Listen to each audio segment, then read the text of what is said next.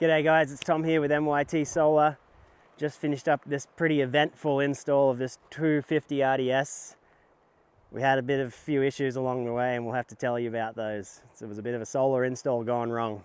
So we'll show you what didn't go wrong, and that was our beautiful install. If you want to check it out, under the bed here, 990 amp hours of Victron lithium, all the goodies.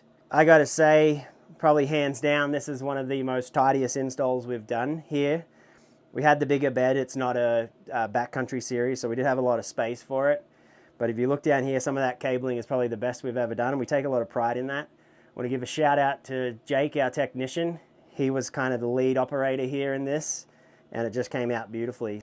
I might have lost my job. As we do the install, we're obviously reconfiguring a lot of the 12 volt stuff in the RV, and of course the 120 volt stuff. That's why we've got this inverter in here, the MultiPlus 3000. So we can give 120 volt to the entire rig. The rig's going to be, but you expect the rig to be acting like it's plugged in. Air conditioner, microwave, all the outlets, all those goodies are going to work off of the batteries with the inverter. We had a few issues with this install and I want to tell you about that now.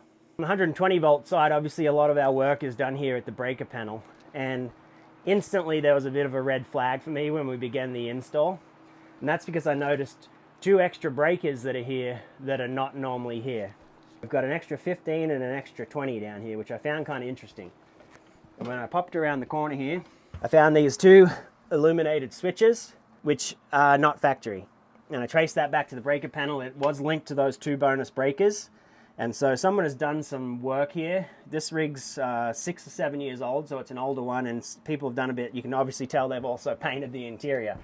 So some work's been done on here, which is always a red flag for us. But we traced that down. That seemed fine. These are actually 120 volt tank heaters that someone had retroactively put in. All's going well so far. A bit of DIY, that's fine. Before we begin the install, we want to verify that everything's working. The air conditioner, all the outlets. We want to make sure that this rig is operational before we come and change anything, so that we can be responsible from that point on. What we found was a lot of outlets in this RV weren't working. And I called the customer immediately and I said, hey, look, I've found that there were outlets behind the TV, the one for the TV in the bedroom, and the two ones actually at the bedside stands are non-operational. We've got all the breakers on, they're not on a GFI circuit, and we've got no power to them. And I'm like, have you guys used this rig plugged in before? And they said, yeah, we have. But to be honest, we've probably never used those outlets. I said, okay, that's good. It's good information. Let's start this diagnosis. Day one of this install was not a lot of progress. We had to do a lot of diagnosing to figure this out, and immediately ripped out all of the outlets out of the wall. And the other thing that I found, just little pieces of information to kind of get me going.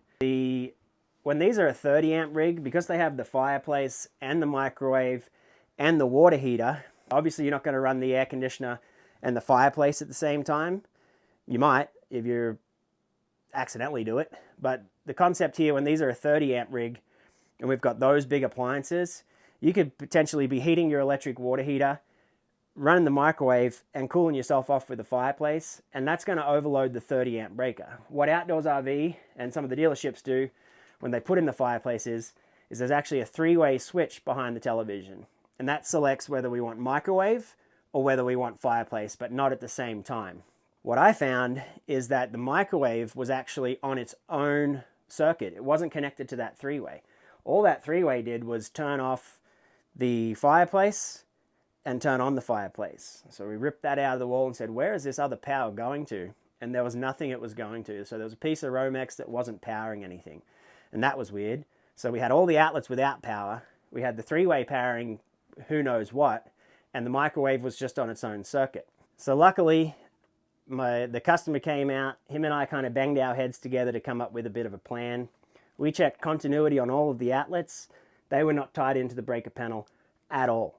And I would say this is something that existed from factory and was not found. Matter of fact, I would almost certainly say it existed from factory because of the way of the things that we found later. So some tools that were absolutely critical in this diagnosis was a non-contact voltage tester. So that's a little tester that we could just put next to the Romex and see any piece of Romex, does it have power on it? And what's the effect of turning switches on and flipping breakers and things like that. So that helped us do some identification.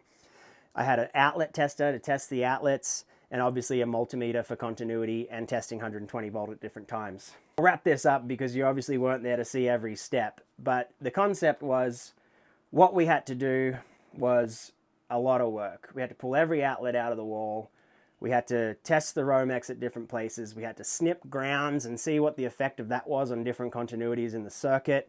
Our customer had a brilliant idea, and because we knew that that fireplace switch was originally meant to send a piece of powered Romex over to the microwave, surprise, surprise, when we pulled the microwave, there was a piece of Romex just hanging there. It was taped, but it was powered and it was connected to that three-way switch. Great, we've identified one of our problems, but we still didn't have power in the outlets.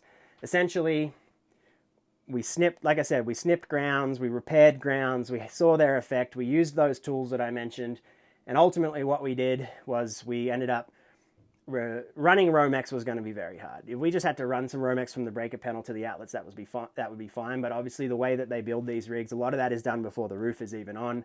There's trusses and all sorts of things to avoid, so we were going to have a hard time doing that. Luckily, we were able to figure out that we could use that power that originally went over here to the microwave that did nothing and power our outlets. And so we got this rig back in action, and rather than having the three-way switch, we now have the fireplace and the outlets on that one circuit. Now, that is okay because the customer is aware of that, and the customer realizes that if they're running the fireplace, they can still use those outlets because likely they're going to use them for low draw things like their phone chargers, their laptop chargers, things beside the bed. And so that probably won't overload that circuit too much. And if it did, honestly, it's just going to trip that 15 amp breaker. So microwave's always powered, and so is the fireplace and those outlets, and we got through it.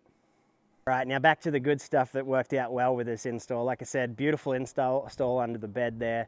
A lot of power, 990 amp hours. Now that MultiPlus is powering actually everything in the RV, including those outlets. And so we were able to get 2,000 watts up here on the roof.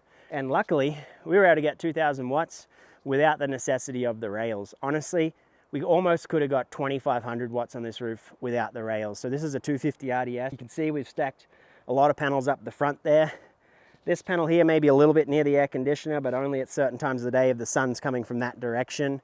Nice open space back here. We ran this in 4 series 2 parallel, so we've got 2,000 watts, the 250 watt rich panels, and what we did with this one is we staggered it so that the back 4 panels are on one series string, the front 4 panels are on the other series string, just because they were in kind of blocks like this.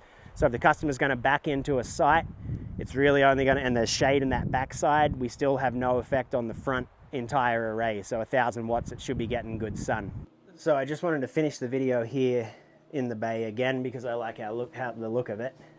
One of the nice things here, which was a nice surprise to the customer, so this is the older series that doesn't have the shoe cubby, and so literally all they lost in terms of storage was the 2 drawers. And look at the equipment that we were able to fit in, which would have been 2 drawers. Now there's a little, I bend the truth a little bit there because this platform was actually a little lower in these older series, so we didn't quite have the height to get our batteries and our fuses in. So we raised that platform a little bit. But what a lot of people don't realize, and our customers did not, great that they were willing to sacrifice more than they actually needed to. But this plexiglass that we put in here is not just for show.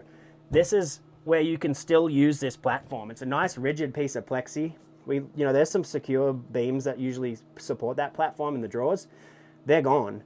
But with this plexi being so rigid and solid, they can load this cabinet up. Our venting is not anywhere through the top, it's through the sides. And so blankets, clothes, all that kind of stuff, they can still get a lot of storage here, which they were really happy about. So that was it. It was a bit of an eventful one. A lot of time spent on that diagnosis, but we got that done early. We're really happy with the install and good to go. Cheers, thanks for watching. This is MYT Solar. Take it easy.